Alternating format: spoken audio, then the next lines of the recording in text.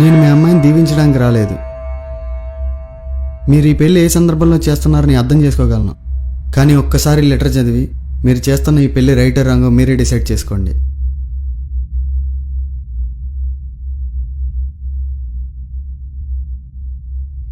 గౌరవనీయులైన మాస్టారు గారికి, మీ విద్యార్థి నర్మదా రాయనది. మా ఇంట్లో వాళ్ళు నాకు పెళ్లి సంబంధం కుదిర్చారు. కానీ నాకు ఇప్పుడప్పుడే పెళ్లి చేసుకోవాలని లేదు. బాగా చదివి పోలీసుని అవ్వాలన్న ఆశ నాకు బాగా ఉంది.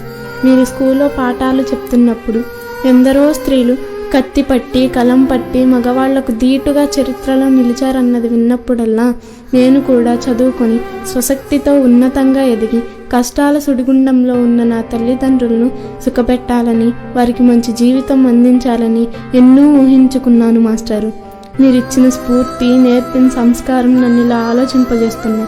తెల్లవారితే కాయ కష్టం చేసి బ్రతుకు జీవుడా అని ఇంటికి వచ్చే నా తల్లిదండ్రులు నన్ను చూసి మురిసిపోతూ నా గురించి బంగారు కలలు కంటారు.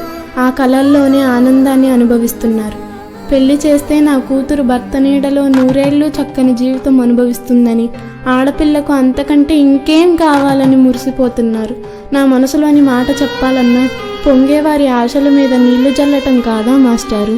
వారి మాటకే తలంచుదామన్నా చట్టం వారిని కటకటాల పాలు చేస్తుందేమోనన్న భయం నన్ను వెంటాడుతుంది. అది నేను భరించలేను మాస్టారు. నన్ను కన్నందుకు వారికి శిక్ష ఎందుకు? ఆడపిల్లగా పుట్టడం నా శాపమా? ఆశలు, ఆశయాలు, ఆనందాలు గాలికి వదిలి 3 ముళ్ళు దారం కట్టిన వాడి వెంట బలిపశువులా వెళ్ళిపోవాలా? నా తల్లిదండ్రులకి ఇక నేనేం చేయలేనా? పెళ్లి చేసుకుని భర్త, సంసారం, పిల్లలు అని ఎదగని జీవితంలో ఈతరాని లోతు నుండి ఒడ్డుకు చేరగలగటం సాధ్యమేనా? పండుటాకులైన తల్లిదండ్రుల గతి ఏమిటి? భయం వేస్తుంది మాస్టారు. నర్మదా నది ప్రవాహాన్ని తాకే రాళ్ళు శివలింగాలుగా మారి పూజింపబడతాయి తల్లి. నీవు కూడా నర్మదా నది వలె చక్కని జీవితాన్ని పొందగలవు అని దీవించారు, గుర్తుందా? కానీ దేవుడు దీవించలేదు మాస్టారు. ఇట్లు నర్మదా.